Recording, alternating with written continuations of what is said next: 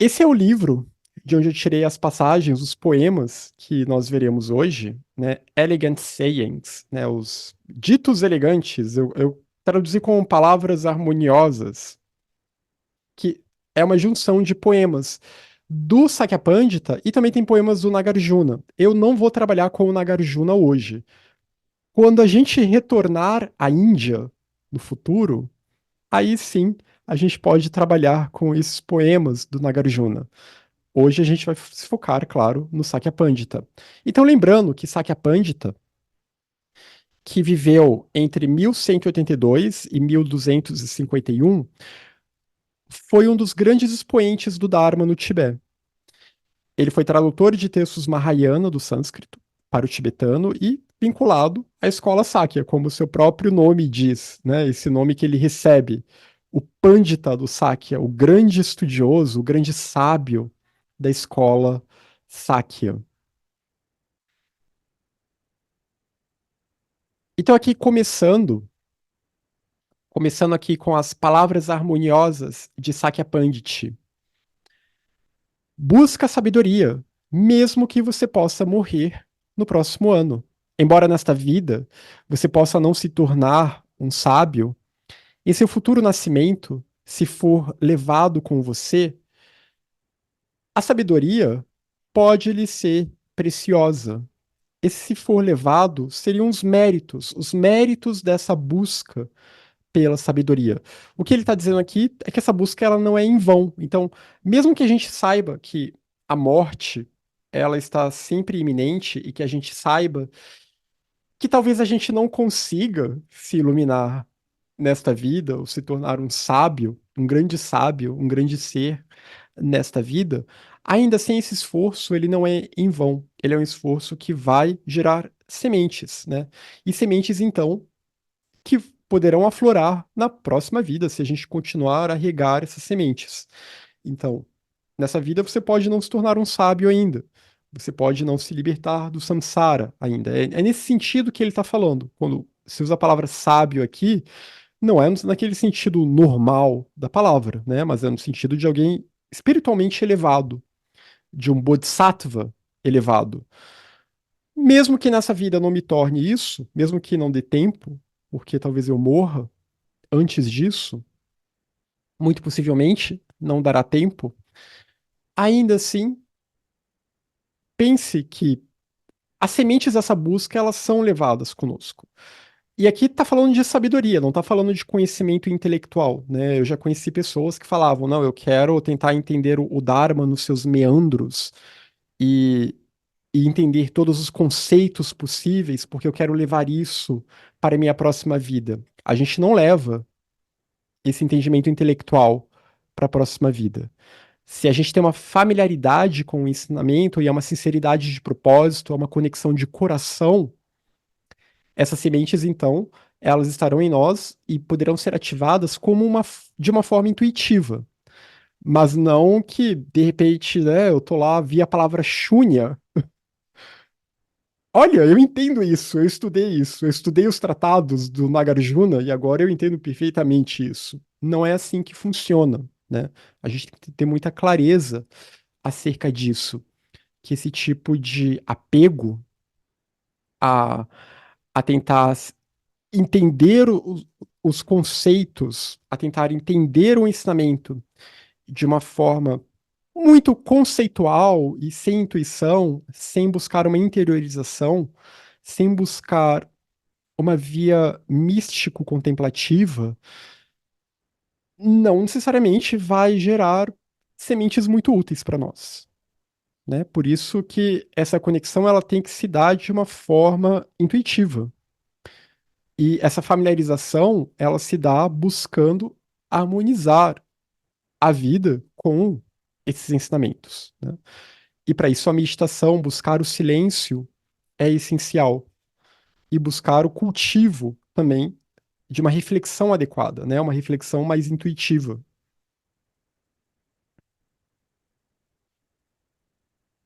Se um homem sábio se comporta com prudência, como ele pode ser vencido por seus inimigos? Mesmo um único homem, um homem sozinho, solitário, pela reta ação, pode superar uma série de inimigos. Então, se há prudência, se há moderação, se há cuidado no caminho, o caminho ele é cheio de armadilhas, né? A senda espiritual, ela é cheia de armadilhas, e as armadilhas principalmente que estão dentro de nós, que são os kleshas, que são as perturbações. Então, se eu cultivo prudência, isso tem a ver com aquela ideia de uma vigilância mental e também uma contínua lembrança, e se eu mantenho a ciência, essa contínua lembrança, a ciência do karma, então, se eu buscar essa reta ação, né, que é basicamente uma ação que considera os possíveis efeitos dessa ação, qual é a intenção que está por detrás dessa ação, então eu trilharei o caminho de uma forma razoavelmente segura. Então, mesmo um único homem, pela reta ação, ele pode superar uma série de inimigos. Então, vejam aqui essa importância da prudência, né? Desse cuidado, dessa autorreflexão que ela é necessária. E assim a pessoa não precisa ter medo, né? Se ela está vivendo de uma forma ética, se ela tem Shila, né? A perfeição, a virtude da ética ou da harmonia, ela não tem muito o que temer.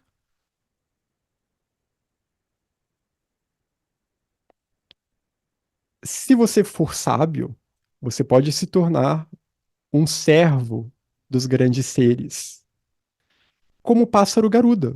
Embora seja um pássaro forte e poderoso, tornou-se um veículo de Vishnu. Muito bonita essa imagem, né? De Vishnu montado, de Vishnu sobre o pássaro Garuda, né? Que são pássaros que são tidos como fortes na linguagem indiana, né? Imagética indiana, poderosos. E mesmo assim, esse pássaro, ele se submete ao poder de Vishnu, que ele entende que é um poder maior do que ele. E Vishnu está ligado à ideia da compaixão, né? Bodhicitta, Lojong no budismo, Avalokiteshvara, o aspecto compaixão, tem tudo a ver com Vishnu também, né? A tradição Nava, a Bhakti Yoga, ela se desenvolve principalmente entre os Vaishnavas, que vão cultuar talvez não seja a palavra adequada, mas que vão se voltar para Vishnu, entendendo Vishnu como a própria realidade última, mas também como um aspecto compassivo dessa realidade última, essa energia compassiva. Então, se há sabedoria, e a sabedoria ela é aquilo que se contrapõe, ela é o antídoto para o egoísmo, ela é o antídoto para a arrogância, para a inflação do eu.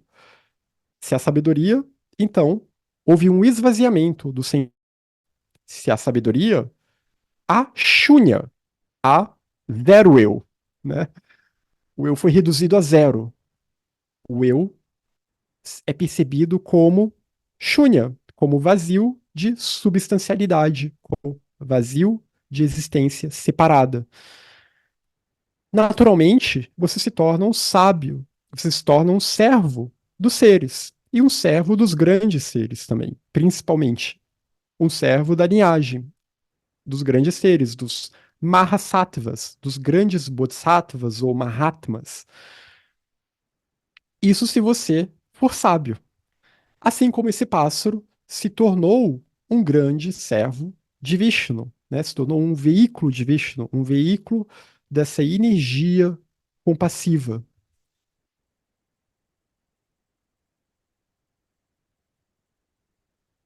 Os sábios, ao estudar, sofrem tormentos. Sem esforço, é impossível tornar-se sábio. A sabedoria não vem subitamente, né? E o caminho não é para preguiçosos. É necessário estudo. E o estudo é uma coisa dolorosa, né?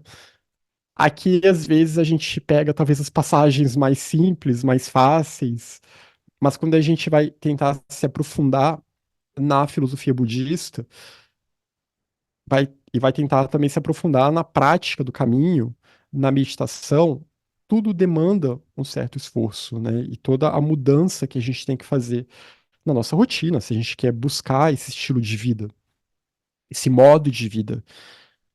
E isso gera tormentos, né? É um caminho que vai gerar uma certa necessidade de se readequar, ou de readequar a vida a essa meta. Caso contrário, não é possível se tornar um sábio. Aquele que é apaixonado pelos prazeres pequenos, portanto, nunca será capaz de alcançar uma grande paz. Então, se a pessoa quer evitar esse tipo de esforço, né, se ela ela pensa que isso vai me dar muito trabalho, eu só quero é curtir a vida, e tá tudo bem, ninguém é obrigado a nada, né? Cada um sabe o que quer para si, isso não é nenhum problema. Mas se a pessoa prefere isso, então ela não será capaz de alcançar essa grande paz, né? Ela não será capaz de alcançar o contentamento. E uma grande paz aqui significa o nirvana, né? A paz do nirvana. O nirvana é a paz suprema, mas ela é conquistada depois de muito esforço e depois de muitas e muitas vidas, né? Nirvana é paz e é a única paz real. Para chegar ao nirvana, é preciso antes ser um bodhisattva. Para ser um bodhisattva, é preciso antes ouvir, estudar assim da Mahayana.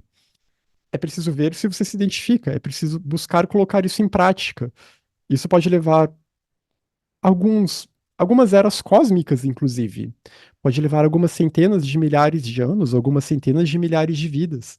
Então, às vezes a pessoa pode pensar, não, é melhor eu ficar na minha, curtindo a minha vida e deixa a vida me levar. Então, quem é apaixonado por esses pequenos prazeres da vida mundana não vai alcançar essa paz do nirvana. Pelo contrário, vai ficar sempre nessa dependência de uma busca por prazeres que fogem, que sempre lhe escapam, né? Porque depois desses prazeres mundanos vem o sofrimento da memória. Agora eu quero repetir essa sensação, ou aquilo que me agradava mais não me agrada mais, porque eu experienciei aquilo em excesso e o excesso passou a me fazer mal. Enfim, tudo o que acontece quando a gente se deixa levar por essa existência condicionada.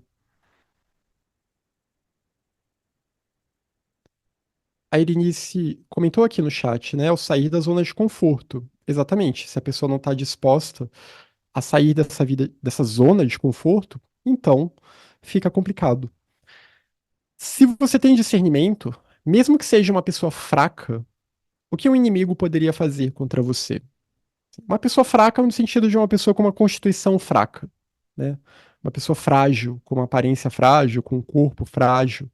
Mas se há discernimento naquela mente, o que que um inimigo poderia fazer contra você? E aqui a gente pode pensar tanto o inimigo externo, né, alguém que nos provoca, mas principalmente o inimigo interno, as nossas próprias perturbações, os kleshas em nós. O que que poderia ser feito contra nós? O rei das feras, embora forte, foi morto por uma lebre inteligente. Ele usa muito ao longo desses poemas, né, essa ideia da lebre inteligente, ou então aquele gato que é ágil e inteligente, e então supera essas bestas, esses animais que são maiores e mais ferozes, devido à sua inteligência, à sua estratégia. Então, de novo, essa importância do discernimento no caminho.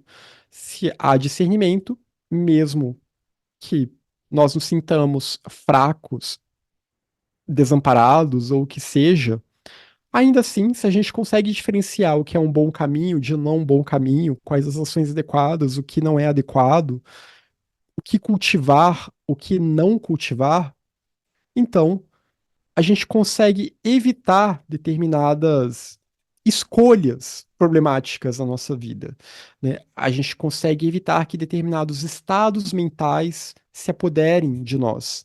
E a gente consegue também não cair tão facilmente nas provocações do mundo, né? Nas provocações das perturbações que, na verdade, estão ativando tendências em nós.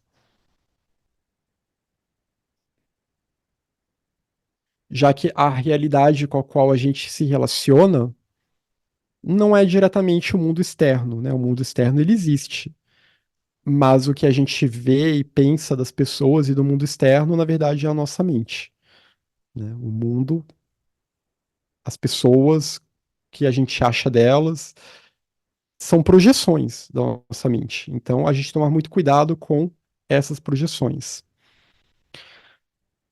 Um rei só é grande em seus domínios, enquanto um homem virtuoso é respeitado aonde quer que vá. Uma flor é linda por um dia, uma joia é estimada em todos os lugares. Então, uma pessoa que tem uma grande autoridade mundana, digamos assim, ela é grande enquanto estiver naqueles domínios dela. Já um homem virtuoso, aonde quer que ele vá, ele será respeitado, no sentido de que há um alto respeito ali. E é isso que importa. Há uma integridade ali, né? De novo, volta à questão da perfeição da ética ou da harmonia, né? De Shila, essa paramita, que é tão importante para o caminho, né? Que dá a constância ao caminho. Então, a virtude ela funciona como uma armadura, né? Uma armadura que protege a pessoa de maus caminhos e uma armadura que dá dignidade àquela pessoa, né? Aquela pessoa ela é digna, independentemente de externamente ela parecer uma pessoa muito simples, talvez externamente seja uma pessoa materialmente muito pobre, seja uma pessoa muito humilde. Bom, a humildade certamente deverá estar ali, mas então, mesmo assim, ela será respeitada aonde quer que ela vá. E naturalmente, né, essa pessoa, se ela tiver ações retas, o karma evitará muitos problemas na vida dessa pessoa, porque ela está gerando mais karma positivo do que negativo. Então, por isso é como uma joia que é estimada em todos os lugares. E Shila é chamada de uma joia também, né? A joia Shila, a joia da ética ou a joia da harmonia. Ao contrário de uma flor, que ela é linda por um dia, porque flores elas morrem muito rapidamente.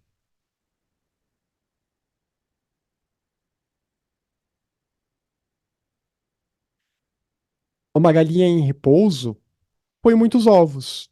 Um pavão, quando imóvel, tem uma bela cauda. Um cavalo gentil tem um ritmo rápido. A quietude é o sinal de um sábio. Então, como que eu consigo identificar? A galinha, mesmo em repouso, ela vai botar ovos, né? Ela não está num repouso total. O pavão, que ele muitas vezes é representado como um ser que simboliza o desejo, exatamente por ser um ser bonito e atraente. Então, o pavão, quando imóvel, ele tem essa bela cauda e ele acaba distraindo todo mundo, né? E acaba sendo um símbolo de narcisismo também. É um símbolo de um eu que admira sua própria beleza. Um cavalo gentil, mesmo gentil, ele ainda tem um ritmo rápido, ele está agitado, há uma agitação ali. Já o sábio, ele realmente consegue ficar em repouso. O sábio, ele tem como seu sinal distintivo a quietude. Ele tem como seu sinal distintivo o viver o silêncio, né? Então, o viver uma vida contemplativa, um estado mental contemplativo a todo momento. Alguém que realmente cultivou a perfeição da atenção plena, dhyana, né? Alguém que consegue se colocar em samadhi muito facilmente. Então, essa mente serena, esse é o sinal distintivo de um sábio, é essa quietude. Que penso eu, não necessariamente vai ser uma personalidade introspectiva, né? Uma pessoa ela pode ser introspectiva e ser um turbilhão por dentro. Assim como uma pessoa ela pode ser mais extrovertida e ser muito serena por dentro. Então a questão é mais qual é a atitude mental que está ali.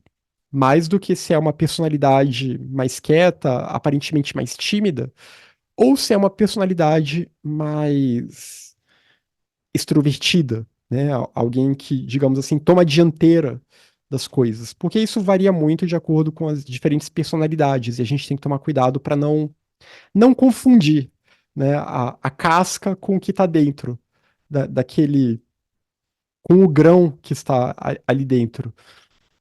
Da mesma forma que uma pessoa com más intenções pode ser muito simpática e muito pode aparentar ser muito amorosa.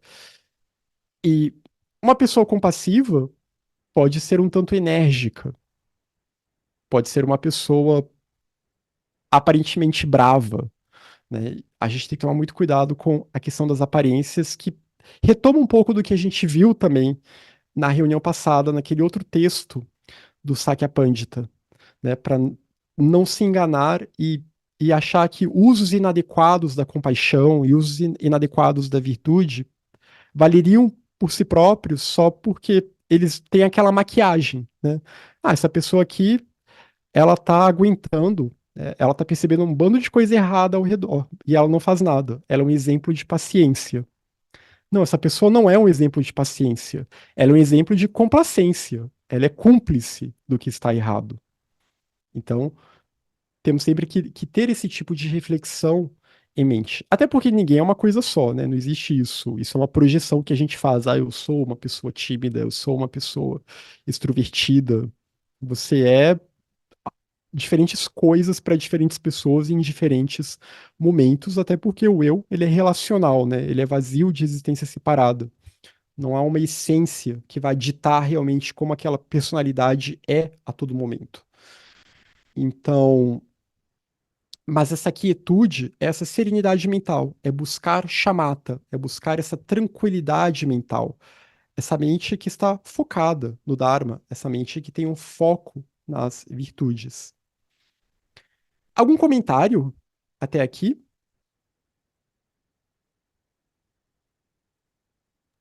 Só a quietude, Bruno. Uhum.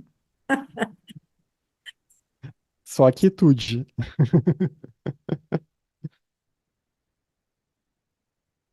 Esses poemas, depois vai ficar um tom mais forte, né? Por enquanto tá leve, porque na última reunião eu já fui na parte que ele já chega dando voador em todo mundo. Mas agora tá leve aqui. Preserve sua nobre linhagem por meio de sua conduta. Quando a sua prática é ruim, seu nascimento é sem valor. Quer dizer, aqui já não tá mais tão leve. O sândalo tem um aroma delicado, mas quando reduzido a cinzas, quem o comprará? Você gastou todo aquele perfume. Ele foi reduzido a cinzas e foi em vão. Que valor que ele tem agora, então? Preserve sua nobre linhagem por meio de sua conduta, no sentido de que, se você quer se conectar de fato com o Dharma, viver o Dharma, então é necessário buscar vivê-lo de corpo, de fala e de mente. Isso é preservar a linhagem. Já se a prática da pessoa é ruim, no sentido de que, e aqui não tá falando, ah, eu tenho dificuldade para meditar, isso é normal. Ou, né, eu tenho dificuldade de pronunciar o mantra. Não é bem nesse sentido, mas é no sentido de que há uma incoerência aqui entre a prática e entre o que está saindo da minha boca e entre o que eu estudo. Há uma hipocrisia aqui. Ou eu gosto do ensinamento, mas não tento aproveitar essa oportunidade kármica, esse mérito kármico de ter acesso ao Dharma. E, portanto, eu não dou valor para o ensinamento e logo eu não dou valor para a preciosa vida humana. Lembrando sempre aqui, né, da ideia budista. O nascimento humano, ele é precioso porque ele é difícil de obter e fácil de perder. Do ponto de vista budista, não há nenhuma garantia de que a gente vai ser sempre humano em todas as nossas vidas. Então, E a vida humana, a base dela é um mérito kármico, né? Se o nosso fluxo mental, se ele começa, porque a gente pode pensar que karma é vibração, é energia, né? É um tom vibratório. A mente começa a se direcionar numa direção e eu ajo naquela direção. Eu começo a me animalizar. Quem garante que de fato eu não vá renascer como um animal ou como algum outro ser? Para que nascer como humano se talvez eu não esteja mais agindo como um ser humano de fato? Então, por isso a vida humana ela é muito preciosa, porque é nessa vida humana que a gente tem as condições psicofísicas para conseguir alcançar a iluminação de um Buda, para conseguir se libertar do samsara, né? Que é uma vida em que não somos escravos dos sentidos, mas também não é aquela vida muito etérea de devas. Então, eu tenho uma mente que consegue fazer reflexões necessárias, eu tenho uma mente que consegue desenvolver o discernimento acerca da realidade, né? Uma mente que está mais concreta e que consegue investigar a realidade. Então, por isso, valorizar essa essa vida humana. Quando se nasce humano, é bom ser humano. Exato. Então, é um jeito de dar valor a essa vida humana, é buscar realmente essa prática espiritual, né? É buscar dar significado a essa vida, de modo que esse significado, inclusive, ele possa ser uma boa semente, ele possa florescer ou continuar a ser cultivado em vidas futuras. Diga, Cláudia.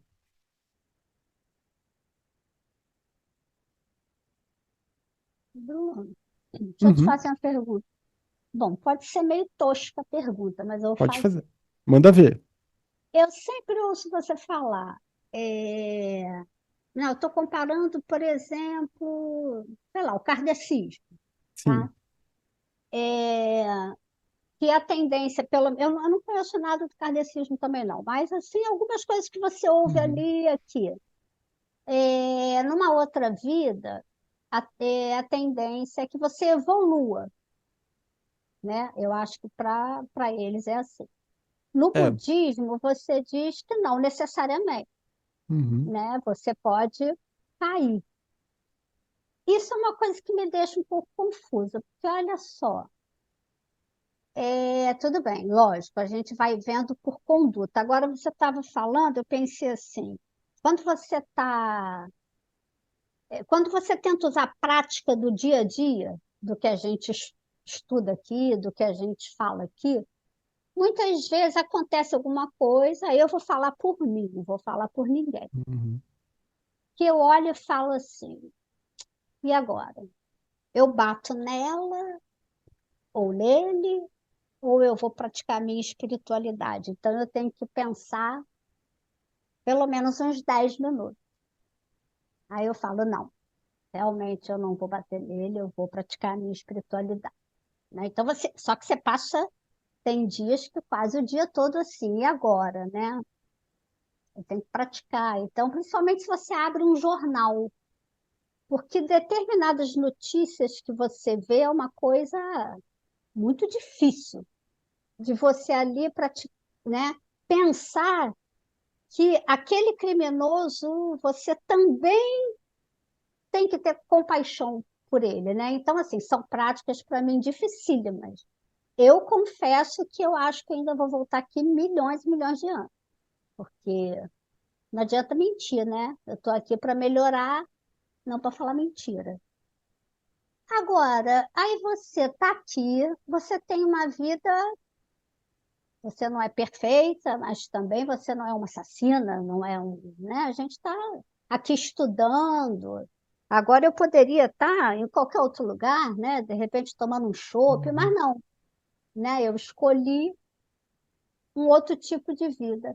Mesmo assim, você ainda pode ir para um, você ter uma volta e ainda recair.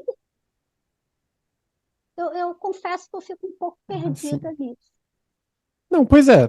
Se você tá buscando um outro tipo de vida, porque a vida humana é esse mais ou menos, né? E por isso que, de certa forma, ela é mais fácil pra gente até conseguir se dedicar no caminho, porque ela não é aquele puro deleite etéreo de uma vida de um deva, de um ser angélico, mas também não é um puro tormento da vida de alguns seres, né, que são descritos como fantasmas famintos, seres infernais, ou uma pura escravidão dos instintos, como é o caso dos animais, né, que também tem muito sofrimento e tal. Cláudia, eu acho que não, se você não tá batendo no coleguinha, acho que não tem risco de você voltar como um animal. Esse risco de cair, né, em estados piores, geralmente ele é descrito em relação a pessoas que se jogam com tudo e com vontade nas iniquidades, aquelas ações mais terríveis, né? Então, por exemplo, e é por isso que o budismo não trabalha com essa ideia de evolução, que você até mencionou do espiritismo, né? Nem sei se o Eu espiritismo é acho que no totalmente assim. É, kardecismo, no espiritismo, cada vez, isso, para eles, né, cada vez isso. que vem, mais você evolui. É, no budismo não, porque no budismo, se você Eu sei. ativamente não busca evoluir, se você ativamente não busca aprender e parar com esses padrões que estão te empurrando, por exemplo, esses casos que a gente vê de pessoas que cometem ações terríveis, etc. Se essas pessoas vêm reincidindo na ação, vêm se brutalizando, exatamente como a Lígia falou, se elas se brutalizam ao ponto de perder a humanidade, essas pessoas sim, elas podem cair, né? E podem experienciar existências infernais, inclusive. Agora, uma pessoa que, como a maioria de nós, na verdade, que tem essa vida que não é uma vida totalmente pura, mas também não é uma vida totalmente brutalizada, que é uma vida que a gente está tentando, né? A gente está nesse mais ou menos. Ora a gente se segura para não bater no coleguinha, ora a gente se explode, manda o coleguinha para aquele lugar, mas aí depois pede desculpas, depois fica tudo bem. Então a gente está nesse mais ou menos, né? Ora a gente vê essas notícias, pensa coisas terríveis, né? Pensa, vem logo o meteoro. Ora pensa não, que todos os seres possam se libertar do sofrimento. Então, quando a gente está nesse mais ou menos, a gente está sendo um humano normal, né? Então não é esse caso, esse risco de poder perder a vida humana, como a gente vai ver. Em geral, é quando realmente a pessoa ela se envolve a tal ponto em algumas dessas ações não virtuosas que são descritas no budismo, que ela vira tão escrava daquilo que ela se brutaliza. Eu gostei disso que a Lígia falou, né? Se brutaliza e ela perde o senso de humanidade, né? E tem outros casos, uma pessoa que está seguindo o Dharma, ela pode ir para o inferno. Depende do que ela fizer com o ensinamento também. Se ela Acho distorcer que é o porque eu ensinamento, entendia, de repente eu entendia quando você falava, sim. como eu nunca tinha perguntado, de forma mais radical isso, assim, né? Ah, Tipo, tá. bom, eu tô aqui, tal, procurando melhorar, ser o melhor Sim, possível, mas mesmo assim eu ainda posso dar umas escorregadas lá na próxima vinda minha e sim. ainda dar uma caidinha. Não, eu não cheguei a pensar tanto, né? Animal, Ah, mas tá. até numa condição de vida mesmo, Sim, numa né? vida humana Porque é normal. A você gente vê às vezes assim, o dá. cara, você Sim. está assistindo a televisão e vê, o Uhum. sujeito estuprou uma criança de 12 anos. Uhum. Para mim, assim, é impossível eu ter esse sentimento por enquanto, né? De Sim. pensar, pô, mas esse cara merece. Não, logo eu tenho sentimento de ódio. Isso é verdade. Então, assim, Uhum. isso é uma coisa que, lógico, eu estou aqui justamente no intuito de começar a compreender isso melhor Sim. né? Porque é difícil. É, Mas talvez porque, sei lá, o eu pense de treinamento forma não é mais sair radical. tendo compaixão por todo mundo, não. Tem compaixão primeiro por quem é fácil ter compaixão e depois vai expandindo, né? Mas mesmo a compaixão que você vai sentir por alguém que cometeu ações terríveis contra outra pessoa, é mais aquela compaixão no sentido que eu espero que essa pessoa não faça isso de novo contra alguém, né? Não é a compaixão de você querer abraçar, É, tem aquela coisa terrível que falam. Como é que é? Ah, tá com pena, leva pra casa. Não é levar pra casa. Que isso até a É, gente viu na reunião passada, o Saque Pântita disse. E porque sim, isso é um uso errôneo da compaixão, né? A gente não pode querer abraçar pessoas, acolher pessoas perversas, mas a gente tem que pensar que essas pessoas elas podem ter a chance de deixarem de ser perversas, se não nessa vida, pelo menos em vidas futuras. Mas não é é porque a palavra compaixão no Ocidente ela gera muita confusão, né? Quando a gente vê a palavra compaixão, acho que muitos de vocês pensam que, eu vou sair abraçando todo mundo, aquela coisa, né, meio hippie, meio. penso muito compaixão assim, não, Bruno, eu particularmente. Ah, Eu não vejo compaixão assim, não. Eu vejo compaixão no sentido mesmo de sim, quando eu não sinto compaixão, que eu digo. sim, Né? quando você sente ódio mesmo, né? Eu jamais olho para uma pessoa, determinados atos que eu vejo de vandalismo e Sim, tal, eu não sinto nenhuma compaixão, eu sinto raiva. Para falar a sim, verdade, é raiva que eu sinto. Então sim, não adianta eu falar, não, mas não pode, entendeu? Você não pode, não, tem que ser sincero, né? Assim, claro. não adianta fingir sentimento. Então, às vezes eu faço isso, eu falo, já, e É, agora? Né? é Eu porque a tenho que dar compaixão uma. também, ela é um estado mental, né, no budismo. Mas até, achei interessante que você usou a palavra sentimento, né? Porque a compaixão que se fala em textos budistas ela é mais um estado de consciência, e esse estado de consciência tem que ter desapego ao mundo. Tem que entender que o samsara é realmente um lugar terrível. E os seres que estão no samsara são capazes das coisas mais terríveis o possível. E por isso que a gente tem que tentar sair dessa prisão e torcer, né? E, se possível, o voto do Bodhisattva é isso, tentar auxiliar a quem quiser sair dessa prisão também. Mas é não se iludir com o samsara. No samsara, nada nem ninguém é plenamente confiável. Nem a gente, enquanto a gente está Nem a no gente. samsara, né? E por isso que a gente se assusta quando vê essas notícias horríveis. É, Porque só qualquer. para terminar, hoje mesmo, sério, Sim. eu estava vindo do trabalho para casa, aconteceu alguma coisa, não sei se foi um cara na contramão e Uhum. tal. Eu vim exatamente, me deu raiva na hora do camarada, e eu vim pensando, eu falei assim, cara, pô, isso aqui é um samsara mesmo, nesse Samsara. mundinho aqui, ainda falei assim, eu vou embora para casa rápido, que hoje realmente estou precisando assistir a aula do Bruno, para E o samsara ouvir é alguma isso. coisa. Se não é o cara te cortando no trânsito, vai ser lá numa sociedade medieval séculos atrás, né? O seu vizinho destruindo a sua plantação. Então, isso é o samsara. E por isso que o ideal é tentar sair dele, né? É a gente não. A Lídia tava falando aqui daquela turma gratiluz, né? É a gente tem que perceber que o mundo não é cor-de-rosa. Ele não é totalmente terrível, né? Por isso que ele nos prende. Mas ele não é cor-de-rosa. E é uma prisão, Pô, né? eu não E acho, não. tem que tentar buscar gerar isso, né? E se a pessoa tá tentando. Você tinha falado, eu vou voltar nessa questão das quedas que você falou, né? Essa questão das quedas, que você falou, não necessariamente cair como um animal. É claro que ao longo, até numa única vida, assim, sem expandir para as vidas futuras ou passadas. Tem momentos da nossa vida que a gente tem pequenas quedas, né? Tem momentos que a gente perde o foco disso aqui, se distrai com outras coisas, ou tem que cuidar de outras questões da vida. Então, às vezes, a gente dá é aquela velha história, às vezes a gente dá dois passos para frente e aí dá um para trás, né?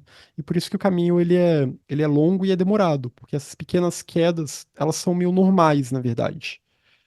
Porque é uma batalha também, né? A saída do samsara ela é uma batalha, é um conflito interno que a gente tem em tentar reajustar a nossa vida, né? E às vezes acontecem coisas na nossa vida, circunstâncias da vida, que nos empurram para determinadas escolhas, né? Nos instigam a ter determinadas escolhas que às vezes nos afastam do caminho temporariamente, ou que às vezes a gente cai em momentos de tristeza profunda. Então tudo isso vai nos afetar, né? De alguma maneira. Então, essas pequenas quedas, elas Elas são normais porque o samsara também é outra característica do samsara. O samsara ele é turbulento. A gente tá, é como se a gente estivesse num avião, e esse avião de quando em quando vem aquela turbulência mais forte, Verdade. né? Ou a gente tá numa carroça, e a carroça tá numa estrada que ela não tá lá muito boa, Esburacado. esburacada, com pedras no caminho. Ou a gente tá dentro de uma máquina de lavar, né? A gente coloca um sapato dentro de uma máquina de lavar, é a vida no samsara. Então, tem essa agitação e essa impermanência. E aí vem um grande desafio, né? Como a gente conseguir ter estabilidade em meio a toda essa agitação também. É por isso que cuidar da agitação mental é o primeiro passo, é o passo essencial para a gente conseguir lidar com a agitação externa do mundo. Diga, Márcia. Oi, eu Oi. tava aqui pensando. Oi, tá me vendo? Tá me Aham, ouvindo? tô sim. Tá. Ah, então, eu estava pensando aqui, quando a Cláudia falou, né, como não sentir raiva, como não sentir ódio, e eu fiquei pensando, será que é incompatível você ter raiva e muitas vezes ódio mesmo? Não vou botar raiva não, porque eu estou amaciando, Sim, mas é sim, ódio, né, por certas coisas que acontecem, é, mas mesmo assim você pensar, coitada dessa pessoa que pratica uma coisa dessa, porque, né, é uma pessoa extremamente infeliz, brutalizada, né? Eu sinto isso, sabe? Então, eu estava pensando assim, aonde que entra o ódio na compaixão, sabe? Porque sim, eu sinto que as coisas às vezes se misturam, né? sim. Porque aí eu fico pensando, o que que leva um ser humano a fazer um negócio desse, né? É isso. É, a Tem, gente. É, a nossa mente ela é muito complexa, né? E é sempre um mix de sentimentos e de reações emocionais que vem enquanto a gente é, está preso a esses estados mentais, né? Enquanto a gente está no samsara. O ódio, ele é uma energia que é muito. Ele tem muito a ver com a energia de Virya, né? Com aquela energia virtuosa, que é a energia que nos impulsiona para a ação. E que é uma energia que busca justiça também, né? Essa energia marcial, né? Numa tradição ocidental, seria associada ao deus Marte, que é o deus da guerra, mas também é o senhor da justiça. E o ódio, ele também pode, se bem direcionado, ele pode virar uma ira compassiva, né? No sentido de que eu não vou permitir que eu seja dominado por esses estados perturbados que eu tô vendo se- as pessoas sendo dominadas por eles ao meu redor, né? É um uhum, tipo de aversão, mas é um tipo de aversão que é saudável, porque a gente vive num mundo dual, né? Então, se apega ao Dharma e tem a aversão, tem a alergia ao samsara. Num determinado momento é necessário usar esse tipo de jogo dual, porque ainda estamos nesse mundo dual. Então, pensar e não permitir que a gente se torne aquilo que a gente vê que não é salutar, né? É claro que o ódio mal usado, em geral, ele vai fazer com que a gente vire aquilo que a gente teme. Esse é o grande problema do ódio, porque uhum, muitas vezes o uhum, ódio ele é uma projeção. No uhum, fundo, a gente odeia aquilo porque aquilo está dentro de nós, né?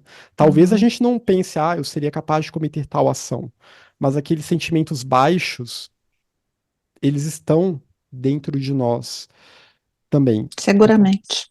então Uhum, por isso que tem que ter esse tipo de autoobservação e esse tipo de honestidade, né? Porque por carregarmos o potencial destrutivo e construtivo dentro de nós, a gente tem medo do próprio poder que existe dentro de nós.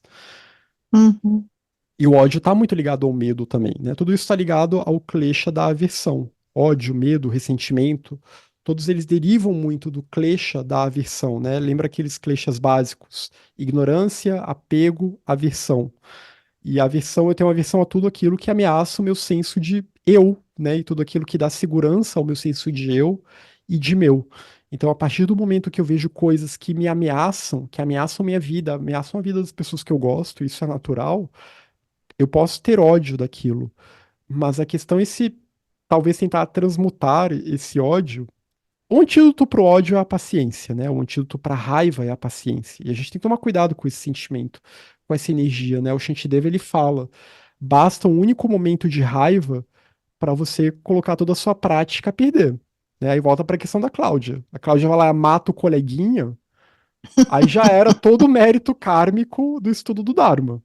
Né? Ela cometeu a pior ação errônea possível. Ela matou alguém, perdeu a paciência com o cara lá do trânsito.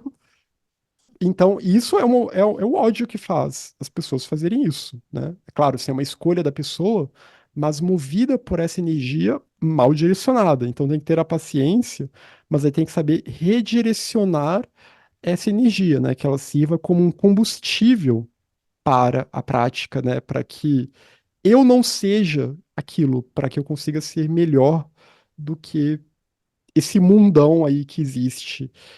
E então é muito complicado lidar com o ódio e com a raiva, né? E, e são perturbações que hoje em dia são muito estimuladas na nossa sociedade, né? Sempre foram, na verdade. Uhum. Que é esse fogo de víria, é esse fogo vital, essa energia ígnea, vital, mal direcionada. E que faz com que a gente se destrua e destrua os outros também. Diga, Cláudia.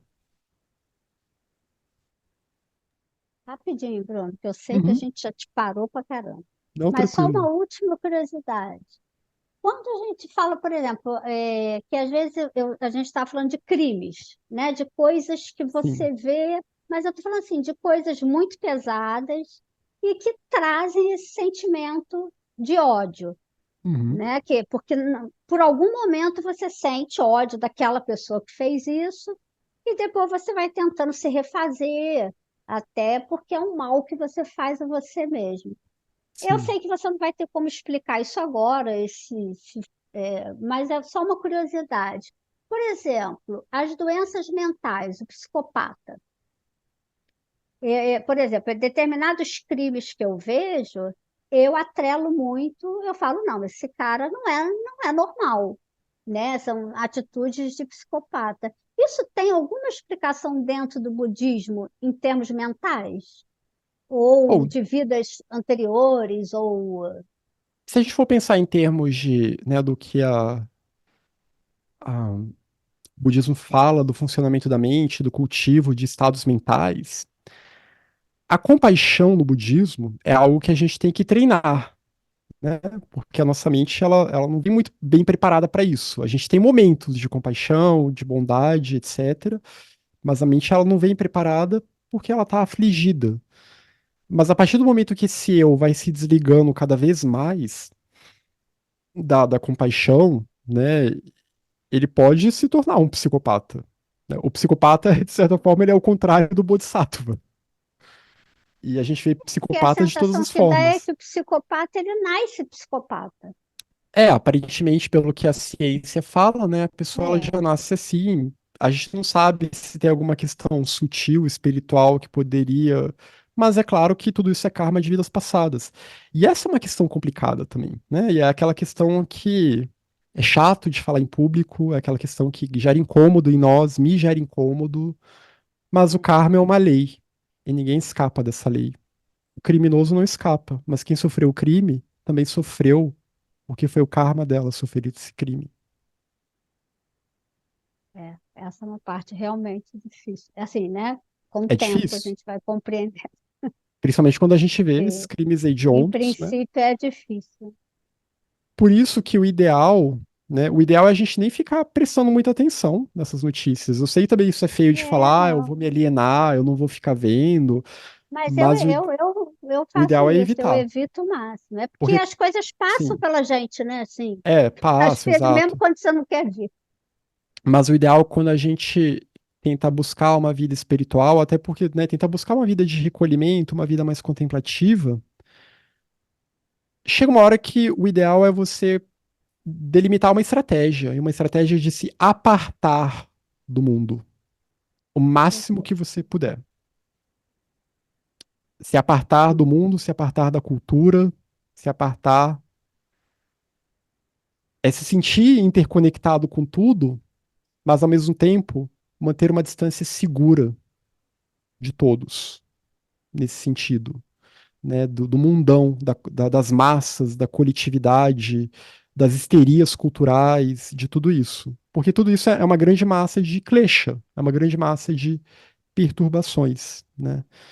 Então, é Verdade. importante buscar um recolhimento realmente, né? É importante buscar essa quietude que foi que está sendo enfatizada aqui no texto do Sakya Pandita, né? Ao longo desse poema, ele vai enfatizar muito essa questão da busca do silêncio, da busca da quietude, de tentar se desligar dos barulhos do mundo, porque esses barulhos eles nos perturbam.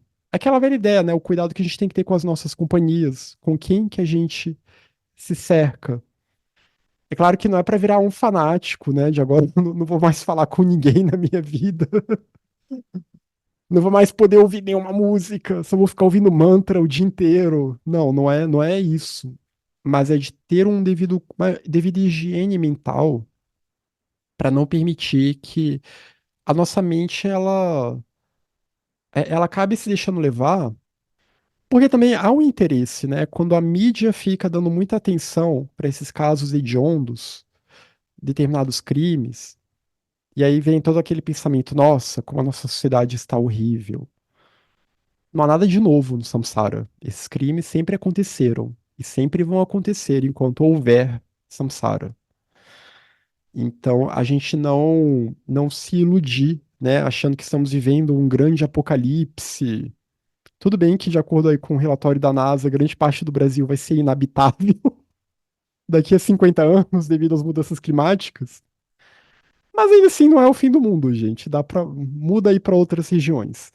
Ah, é ruim, é terrível, é consequência das nossas ações? É. Mas o fato é tentar não se deixar levar realmente por essas perturbações coletivas, porque elas acabam retirando, sugando a nossa energia. E é se focar no que há Verdade. de essencial. Porque a suprema medicina, o supremo antídoto é o Dharma. Né? Se a gente acredita, se a gente tem convicção, o supremo antídoto é a libertação do samsara e é buscar cultivar essas virtudes, até para ajudar o mundo a mudar. Lembra que todas as mentes estão conectadas, os nossos pensamentos, eles são vivos, assim, falando até em outras linguagens. Os nossos pensamentos, eles geram formas de pensamento. Os nossos estados mentais, eles influenciam a atmosfera mental do planeta, porque todas as mentes estão interligadas numa grande mente. Então, tudo isso a gente tem que levar em conta também, né? O que que a gente quer, como que a gente quer vibrar, para até tentar auxiliar esse esse mundo, né? Por isso que é bom nem ficar olhando muito essas notícias, que a gente sabe que é só mais um dia nesse mundão, né? Nesse mundo cão, que tem pessoas em condições terríveis fazendo coisas terríveis, infelizmente, né? E acho que até tem um pouco a ver com essa passagem que tá aqui nesse slide. Os grandes homens e mulheres, às vezes angustiados, não têm motivos para ficarem tristes. A lua, embora eclipsada por um tempo, logo aparece novamente, porque esses grandes homens e mulheres, aqui é no sentido de pessoas que se dedicam ao Dharma, ao Mahayana, que então elas veem uma esperança, né? Fora da roda do samsara está o Buda apontando para a luz da lua cheia. Então, pensa nessa lua prateada, com uma mente repleta dessa luz, né? A luz de Bodhicitta, a luz da compaixão, a luz do altruísmo, e essa luz que superou qualquer senso de eu, né? Que percebeu a realidade última do eu e dos fenômenos, que percebeu o vazio, e que agora é um ser que age somente, vive somente para beneficiar a humanidade. Então, esses seres, eles não perdem tempo com essas angústias, porque eles já têm essa sabedoria e eles sabem como o karma opera. E eles sabem que enquanto gerarmos, enquanto praticarmos ações danosas nesta vida, a gente vai sofrer as consequências disso em vidas futuras. E tudo vai parecer injusto, tudo vai parecer terrível. Mas tudo isso é consequência das nossas ações. Nós somos os nossos próprios juízes. Nós declaramos a nossa própria sentença. E um homem com más qualidades, ele infecta outras pessoas, né? Então, às vezes, focar muito naquelas pessoas que têm qualidades ruins, se envolver muito com essas pessoas. Aqui ele até vai falar: se alguém confia o seu negócio a um tolo, tanto o tolo quanto o negócio vão entrar em colapso. Se uma raposa fosse eleita rei, tanto a raposa quanto o rei seriam destruídos. Aquela coisa, né? As galinhas vão lá eleger o rei como a raposa, aí a raposa acaba com as galinhas. Então, tomar esse cuidado. Então, veja como que a compaixão ela sempre vai exigir um discernimento aí. O cuidado que a gente tem que ter em observar as outras pessoas, assim como em observar a nós mesmos, observar o motivo das outras pessoas, né? Não há espaço para ingenuidade nesse caminho. A ação de um homem que não se importa com o bem-estar dos outros é como uma besta, né? E a gente pode pensar que esses casos extremos, né? O psicopata é alguém que se desconectou da sua humanidade. E, embora ele possa comparecer ao jantar, ele é aquela pessoa, ela foi ao jantar, mas ela não fez nenhum esforço para preparar a comida, né? Você marcou uma festa, cada um ia ter que trazer um prato. Ela apareceu, comeu tudo, mas não contribuiu em nada. Então, isso somos nós, na verdade, né? Aqui ele nem tá falando daqueles casos extremos de psicopata nem nada. É uma pessoa normal, uma pessoa agindo, guiada pelo senso de eu, pela separatividade. É a gente. A gente chega aqui nessa festa, come tudo e não ajudou a preparar comida, não ajuda a limpar a cozinha, não ajuda a lavar a louça, não faz nada disso, não dá nenhuma contribuição. Então, a gente fica agindo dessa forma tola. Aquele que não reflete sobre o que é reto e o que não é reto, e não melhora sua compreensão e experiência, é como um porco sem pelos, que procura apenas encher a própria barriga. Então, também quem fica só acumulando experiências, mas não para refletir, será que essa é uma ação reta ou não?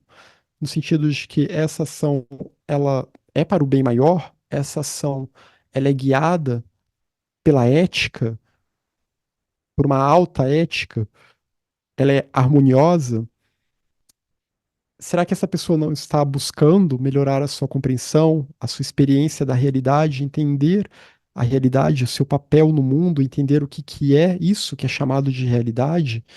Então essa pessoa ela está só vivendo no samsarão, né? Então ela é como esse porco sem pelos que fica só tentando encher a própria barriga e está enchendo a própria barriga de lama, de dejetos, de coisas sujas, mas não percebe que está com coisas sujas porque não para refletir, né? Ele tá lá se jogando na lama e tá gostando daquilo.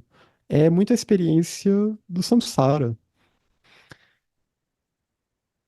Não entender o que é certo e o que é errado. Não lembrar de uma gentileza que alguém recebeu.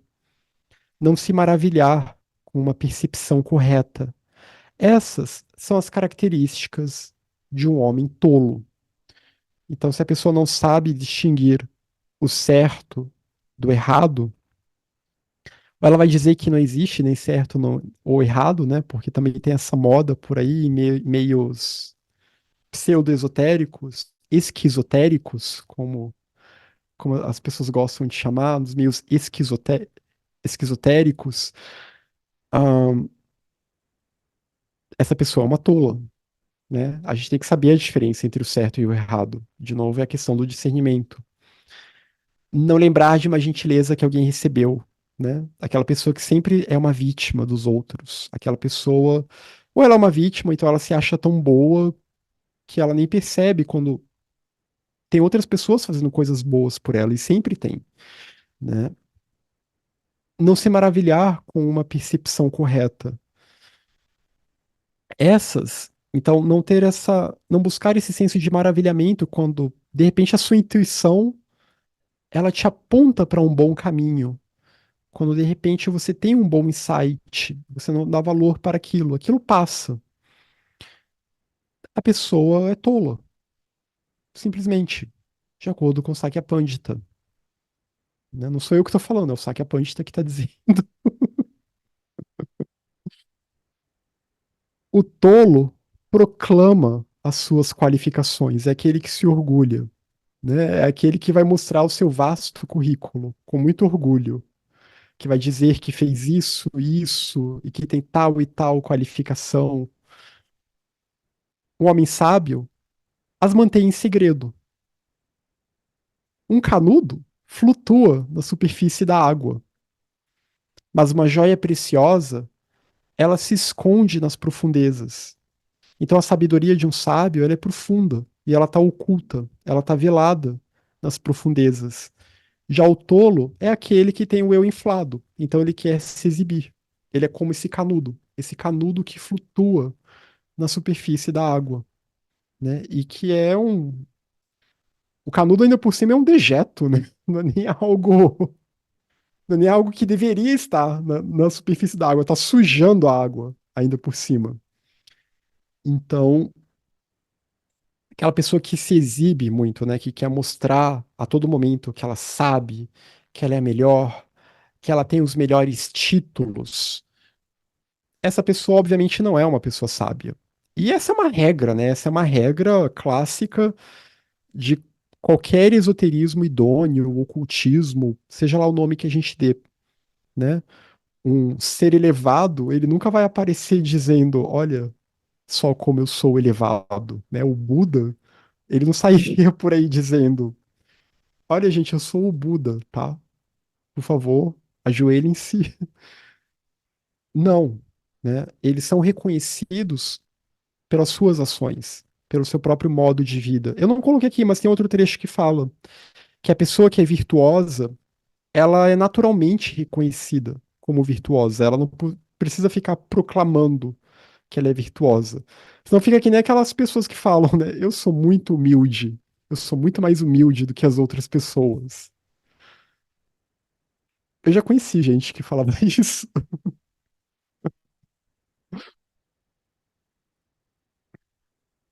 Um homem virtuoso dá instruções sem hipocrisia, né? Ele vai falar na lata o que tem que ser falado e ele vai viver. É aquela pessoa que você, se você a conhece, você percebe que ela tenta viver aquilo.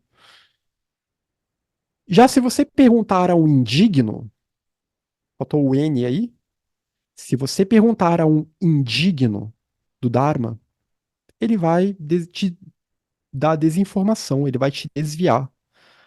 Ele vai te dar instruções distorcidas, vai afagar o seu ego, vai te elogiar além da conta.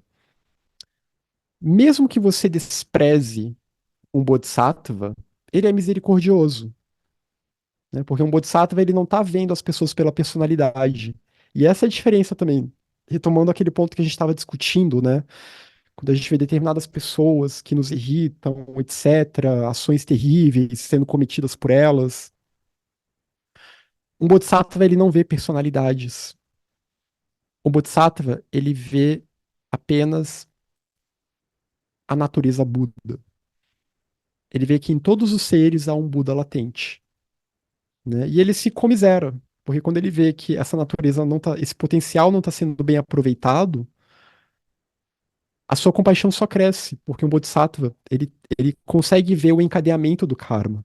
Ele sabe para onde aquela ação vai levar aquela pessoa. E ele sabe o profundo sofrimento que aquela pessoa terá por adotar aquele curso de ação.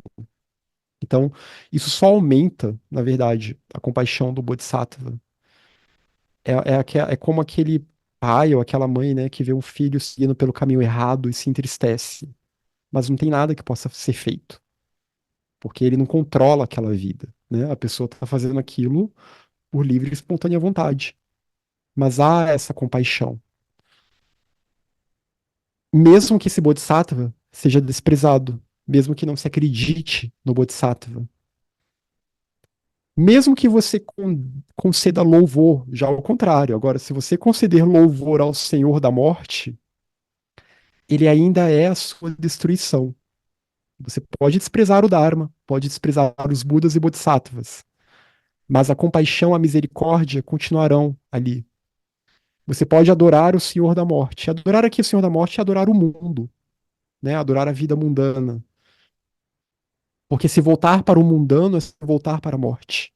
É se voltar para o ciclo do samsara. Que é isso? É nascimento, Morte, mais nascimento, mais morte, mais nascimento, mais morte, né? Voltar para esse condicionamento, estar condicionado à morte.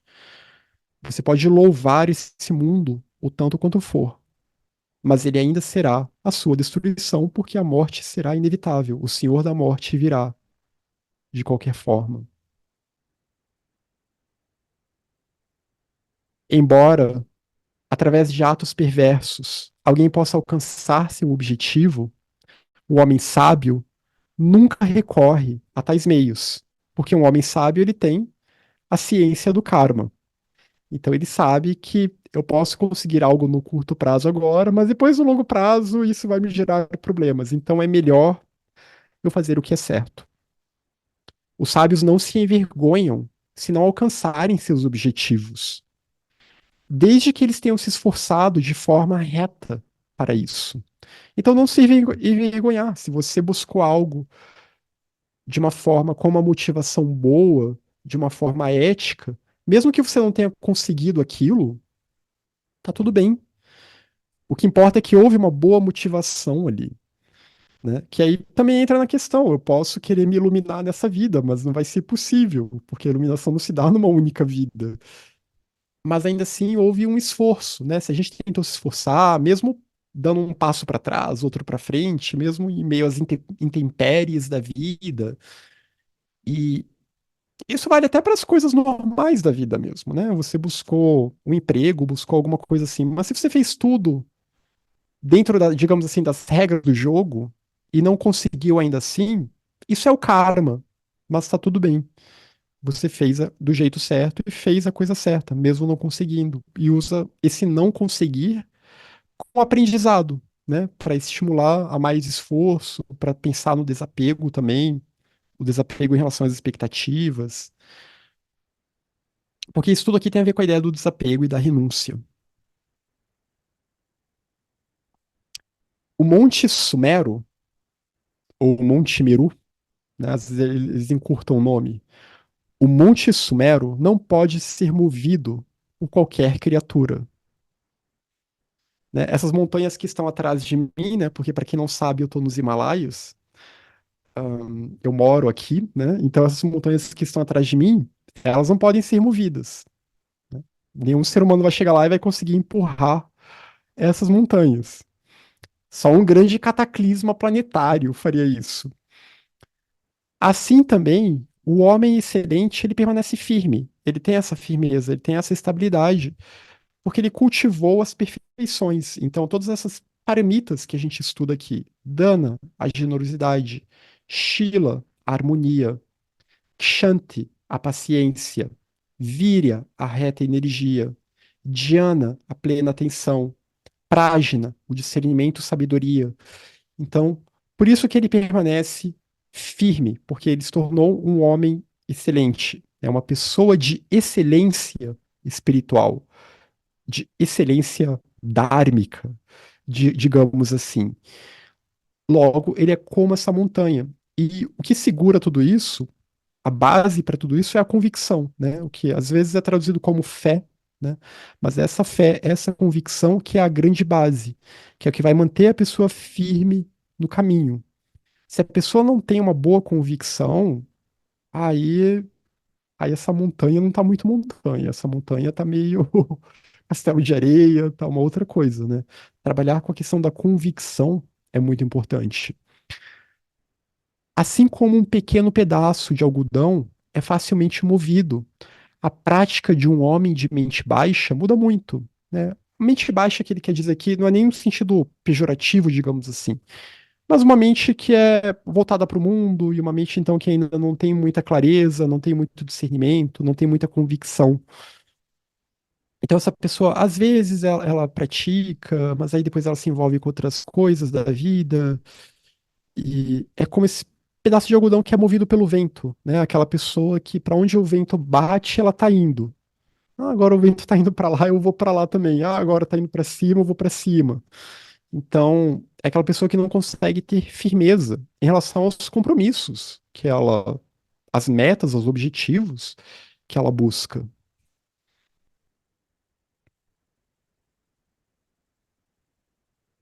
Se um homem é mau por natureza, evite-o, mesmo que ele tenha conhecimento. Embora uma serpente venenosa tenha uma joia em sua cabeça, que homem sábio a acolheria em seu coração?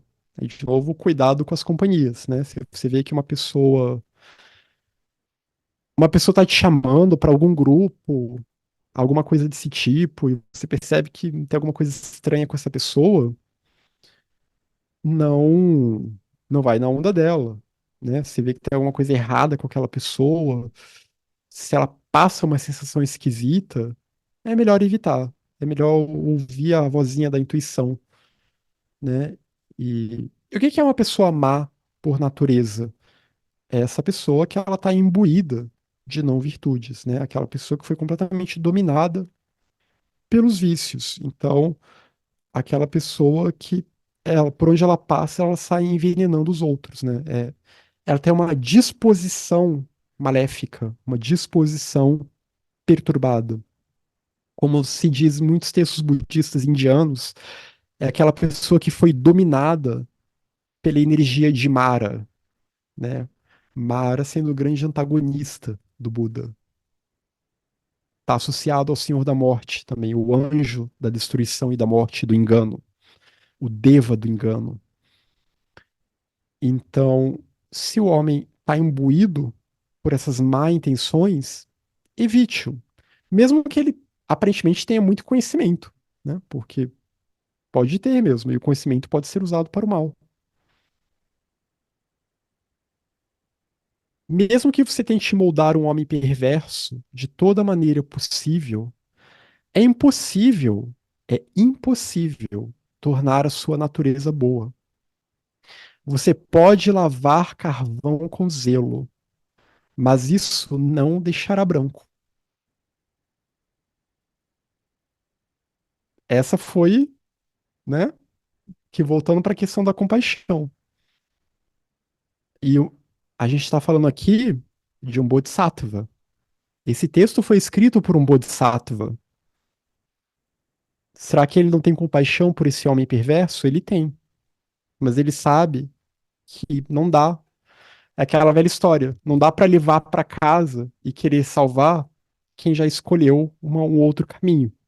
Se a pessoa, por conta própria, se arrepende e aí busca mudar de curso, porque esse caminho aqui não obriga ninguém a nada, né? Tudo depende das nossas escolhas, das nossas decisões. É sempre na dependência do nosso karma. E karma é ação, é escolha, é intenção, ação, escolha.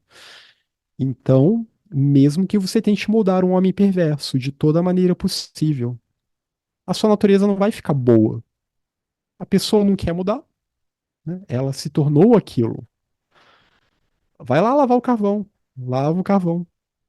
O carvão não vai ficar branco. O carvão não vai virar diamante. Por mais que eu tente lavá-lo, ele não vai virar diamante. As qualificações de um homem perverso, o aprendizado imperfeito de um orador poderoso, aquela pessoa que é muito boa na oratória, mas quando você vê aquela oratória é vazia. Vazia no sentido ruim. É vazia no sentido de que não tem substância de fato, não tem um significado profundo. Ela tá falando, ou tá falando água, ou tá até falando umas coisas distorcidas. A gentileza de um mau mestre, né? Aquele mestre que te leva para um caminho ruim, mas ele é muito gentil. Ele te trata muito bem, ele te elogia, ele diz que a gente tem que amar todo mundo, né? Ele fala coisas bonitas, porém é uma pessoa má. Raramente são úteis para os outros. Então, as qualificações de um perverso, o aprendizado imperfeito de um orador poderoso e a gentileza de um mau mestre raramente serão úteis para os outros. Pelo contrário, podem acabar por desviar os outros. A gente vê isso em outras literaturas também. Isso me lembra até algumas literaturas ocidentais, né, que vão falar que uma pessoa, um, digamos assim, um filho das sombras avançado, ele não vai chegar no mundo falando. Não vai ser aquele estereótipo do super vilão de filme, sabe? Que dá aquela risadinha, que fala, né, vamos praticar o mal. Não, é alguém que vai vir com palavras doces. É alguém que vai elogiar todo mundo. É como aquele símbolo do anticristo, né, que a gente vê na história ocidental, do cristianismo ocidental, né? Alguém que congrega as pessoas, que atrai as pessoas e atrai com palavras belas, atrai com uma atitude agradável, atrai falando de amor, mas é um caminho que leva para o desvio, né? E é uma mente que tem essa intenção de desviar as pessoas. E aí, de novo, a importância do discernimento. Entender que um bodhisattva, como a gente vê aqui pelo exemplo, nem sempre vai vir com palavras dóceis e bonitinhas e geralmente não vai dizer o que a gente quer ouvir. O homem sábio, sempre que age, deve considerar os efeitos de suas ações. Então, aqui o que ele está dizendo é que antes de agir, né, ao agir, ou antes de agir, na verdade, ele considera os efeitos das suas ações. Ele pensa, não, mas espera aí, se eu fizer tal coisa, como que isso pode afetar tal e tal coisa? Né? Como que, se eu fizer tal coisa, eu posso afetar tais e tais pessoas que são próximas a mim, por exemplo. Entre 100 pessoas, é raro encontrar alguém com tal postura, né? Alguém que considera os efeitos kármicos que suas ações terão sobre os outros. Isso é uma prática de compaixão, né? A gente pensar nisso. E não é à toa, aí volta lá para o relatório da NASA, que falou que grande parte do Brasil vai estar inabitável daqui a 50 anos. Você vai destruindo o planeta sem pensar nas consequências, né, que isso pode ter sobre as gerações futuras, por exemplo. Lembrando que as gerações futuras somos nós. Talvez se as pessoas acreditassem, se a maioria das pessoas acreditasse em renascimento, reencarnação, o planeta estaria num estado melhor, porque elas sabiam que elas iam ter que voltar, né? E sabendo disso, elas iam cuidar mais. Mesmo que fosse por um motivo egoísta, mas ainda assim, eu quero salvar minha própria pele das vidas futuras. Aqui seria uma pessoa dizendo: ah, só medita, não tem necessidade de aprender instruções. O caminho é isso, só meditar, só silencia aí a mente. Diz o tolo de mente superficial. Né? Isso é gente superficial que vai dizer, que basta só ficar meditando e que não precisa aprender, não precisa estudar.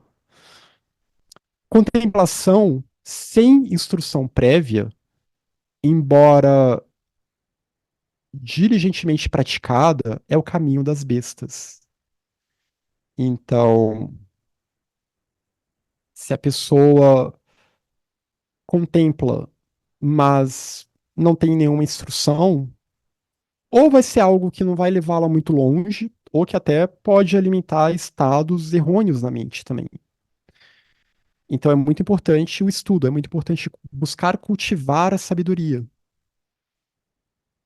Como a Silvana lembrou aqui, né, no chat, a não ação, no sentido de que a omissão, né, ela também é uma ação. E é refletir sobre isso também, né? Se eu me omitir de fazer tal coisa, qual a consequência que isso terá? Né, que é o que a gente vê principalmente nessas questões da destruição planetária do meio ambiente. É pela perfeição da sabedoria que se alcança a onisciência, distinta do conhecimento comum. Meditação sem ouvir. O que que é esse ouvir aqui? O ouvir é no sentido de estudar, né? A gente tem que pensar que nesses contextos monásticos do Tibete, você vai você vai receber o ensinamento principalmente ouvindo, né? O ensinamento ele vem de forma oral, porque não era todo mundo que tinha acesso a textos. Mas esse ouvir é no sentido de ouvir, literalmente, estudar, ler. Então, meditar sem estudar, né? Sem buscar cultivar a reflexão, sem estudo, sem reflexão, pode até ter um sucesso por um tempo, né? Você pode ficar mais calmo, mais relaxado, mas depois de algum tempo falha, porque você não criou uma base mental para sustentar aquela prática. Você não criou uma perspectiva, um modo de ver o mundo novo que vai sustentar aquela prática. E que, na verdade, a meditação vai ser um instrumento para que você consiga introjetar ainda mais aquele modo de vida e aquele modo novo de ver o mundo, de ver a realidade. Você pode derreter ouro e prata, mas quando tirados do fogo, eles endurecem novamente. E esse é o problema de você meditar sem o estudo, sem a reflexão. É como você está derretendo aquele ouro e a prata, mas você não está de fato refinando o seu pensamento, refinando o modo de entender, de ver a realidade, de entender isso que a gente chama de eu, a natureza dos fenômenos. E aí, então, esse ouro e a prata, logo, logo eles endurecem novamente, né? Porque a mente ficou quieta, mas não tinha nenhum conteúdo com o qual ela pudesse trabalhar ali para se transformar.